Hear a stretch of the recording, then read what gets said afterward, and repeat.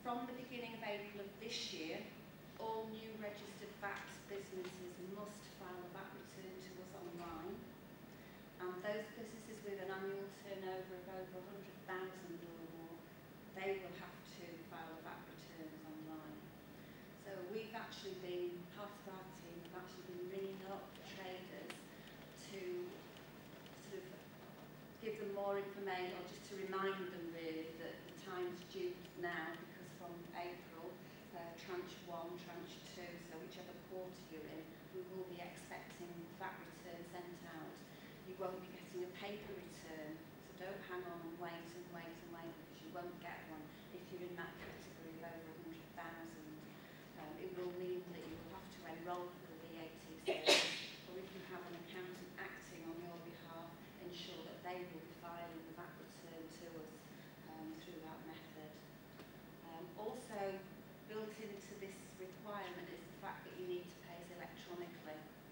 And the next slide here will show what we mean by electronic payments. There is a misconception when we say electronic payments.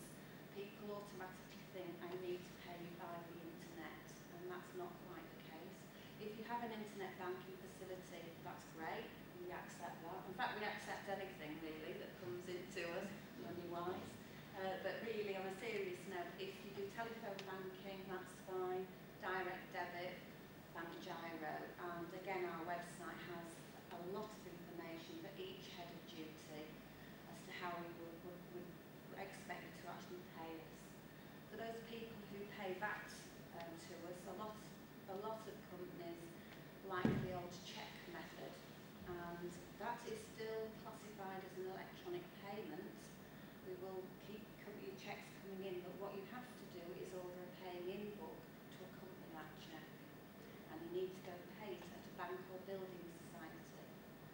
So if you are interested in still paying through that method, there's a telephone number that we can sort out for you at the end, and I've got the number with me, but I think there's a 6-week lead-in to get these books produced. You might have to re-look at the way you do make payments. You can set up direct debits as well through the online service for VAT, and that's not too difficult if you're interested. Paying and setting up the VAT return online, you get an extra 7 days. So if your ends, say the end of 31st of March, you would have the end of April to get the VAT return that you normally, and you'd have another 7 days, 7th of May, and if you choose a direct debit, then you get an extra 3 working days on top of that. So that's something we've been going out and trying to promote for the direct debit, because obviously it's not a simpler transaction. So that's just a little bit about electronic payments and VAT and CT online. And now I'd like to hand over to my colleague Janice, and she's going to take you through a lot more detail about VAT. So Janice, do you want to take over from that? Just put you through. Yep, there we go.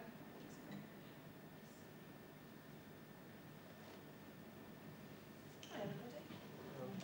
It's great to see you all here. It's great to see so many of you, shall I say, interested, or maybe forced into the situation where you have to come and sit here and listen to us spatter about VAT and tax. My name's Janice.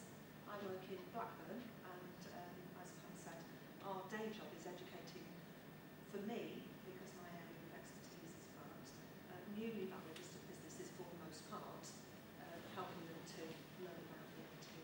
And as you, if you have already experienced VAT, for most people it's relatively straightforward, and I do mean that as a relative term, but it can be complex and it can be a bit scary. So my job, and it's a great part of my job, is being able to sort of take a little candle and shine a light into dark areas of VAT for people. When Pam and I arrived yesterday, because we've already done a presentation yesterday, we were asked by Sage if we'd like some music to come on as we walked in the room. We are revenue and customs, by the way. And we actually thought that The Only Way Is Up is probably a pretty good one, but we didn't go that far.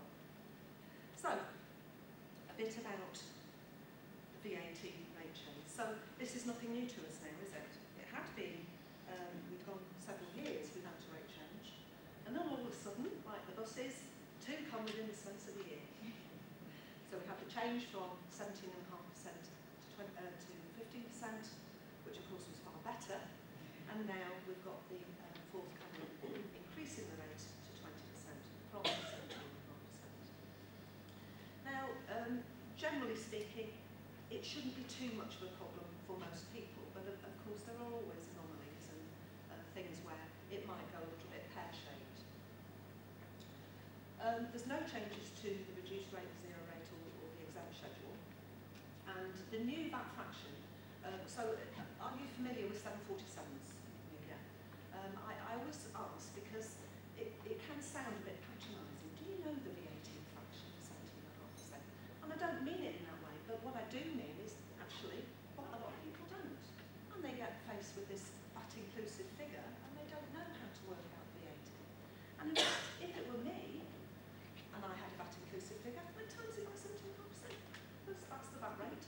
And I don't know about sums. And I work at the VAT office. My teacher in school, me and my friend Linda, when we were in Germany, our fathers were in courses, and we used to sit at the back of the class like you do, in maths.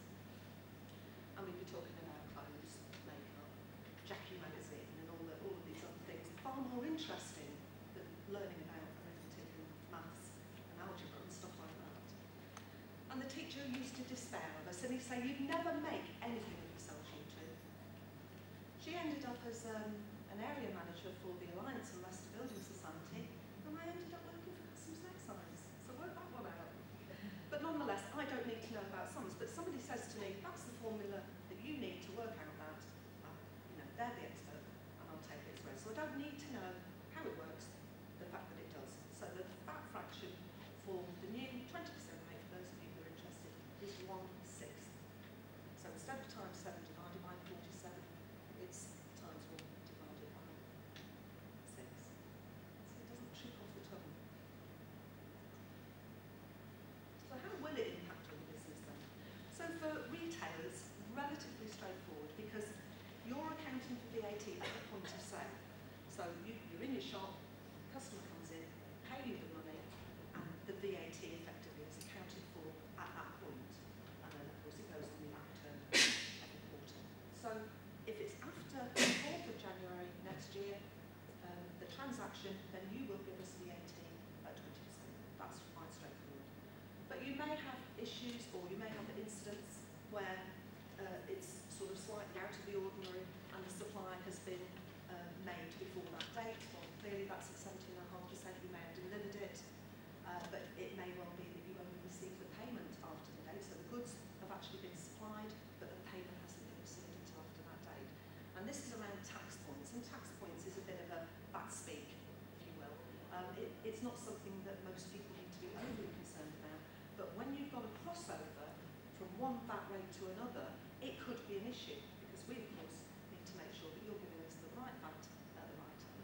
And really, all roads for us lead to a correctly completed VAT return, and you're giving us the right VAT when it's due. So just be aware of that, and just be careful if you feel that anything is going to sort of look extraordinary when you put it on your VAT return. But for most people, it shouldn't be an issue, certainly for retailers. If you're invoicing, slightly different. Again, if you've performed the service or you've given the goods and you're sending out an invoice after that date, then that's quite clear. But what happens, and the lady said to me yesterday, I've received a deposit, and I'm going to receive several deposits, but the actual supply isn't going to occur. And it was something like, I can't remember what it was, after the date. Well, the deposit, the VAT has to be accounted for on the receipt of the payment. So of course, if it's received before that date, then it will be at 17.5%, but the final